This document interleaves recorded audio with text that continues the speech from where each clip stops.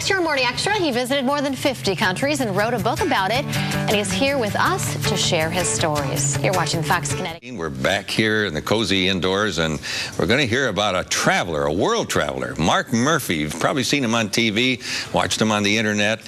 He goes around the world, gets a taste of all kinds of cultures, and I mean that literally. And he's written about his experiences in a new book called Travel Unscripted. Mark Murphy, welcome to Morning Extra. Good morning. Thank you, Al. Nice to have you here. Now, all right, so you hike, you climb, you sail, you paddle. You get around a lot of ways that we wouldn't even think of or be interested in doing. Well, yeah, I think once you get out there and check out some of these places like Thailand, and you get in a sea kayak and you go into something called a hang, it's basically a cave. And when the guy who's paddling you through the cave tells you, look up when I flash the light, but keep your mouth closed because there's thousands of bats on the ceiling and you don't want to get an unwelcome gift. Oh. Early breakfast. Early breakfast. Don't look up.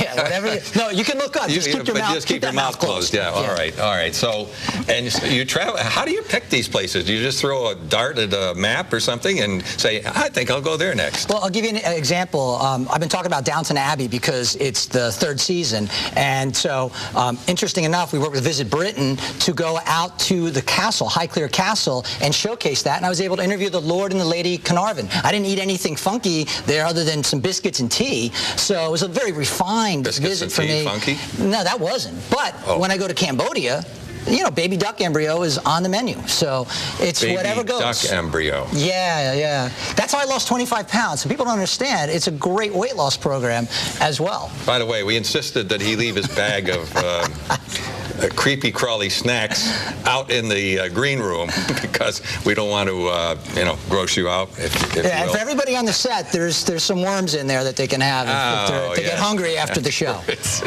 I'll tell you, has there ever been a place you get there and you say, why did I ever pick this?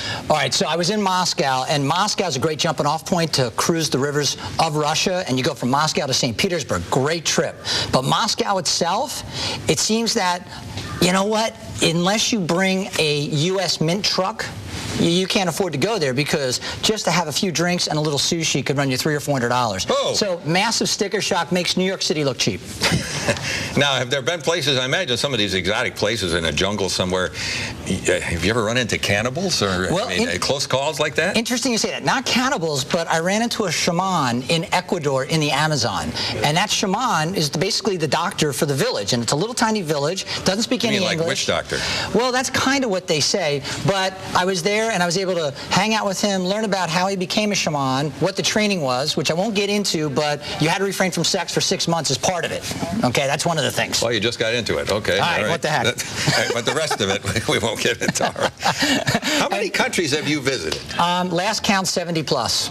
70 plus. And that segment you just saw, one of those was Thailand, and that was Khao San Street in Thailand, where I was eating scorpions and worms and crickets. Why do you do that? What's that? I have got a guy I call the hapless cameraman, Nick Chu, and he is from Taiwan. And for whatever reason, he always gets me to try some stuff on location, and then I many times force him to try it as well. So we get a little balance there. If I'm eating it, he's eating it. And that's how we roll. And that's how it works. Yeah. Have you ever put something in your mouth and you've immediately spit it out? I ate something in Japan called turban. I was there right after the tsunami to showcase that the country was safe and fine.